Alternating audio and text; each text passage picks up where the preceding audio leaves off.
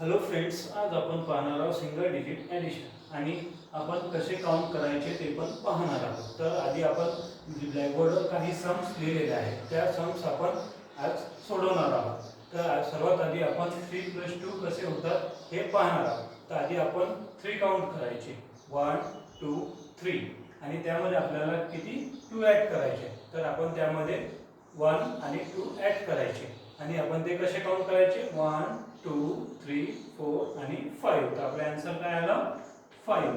त्याचप्रमाणे इथे पण आपण तसेच काउंट करायचे। कसे करायचे आपण 4 फिंगर घ्यायचे। आपण आधी किती फिंगर घेतले आपण 4 1 2 3 4 आणि त्यामध्ये आपण 3 फिंगर आणखी ॲड करायचे आणि काउंट करायचे 5 6 7। तर आपला आन्सर किती येईल मग 7। त्यानंतर आपण 7 + 3 पाहू। तर आपण 7 + 3 नंतर 7 नंतर 3 काउंट करायचे कसे 8 9 10। तर आपला आन्सर किती येईल मग 10।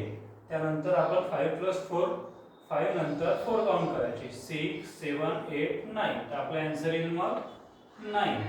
त्यानंतर आपण 7 + 2 7 नंतर 2 काउंट करायचे 8 आणि 9।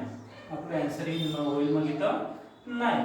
6 नंतर 4 कसे ॲड करायचे ते पाहू आपण। तर 6 नंतर आपण 4 घ्यायचे आणि ते कसे काउंट करायचे 7 8 9 10। तर आपले आन्सर इथं होईल 10।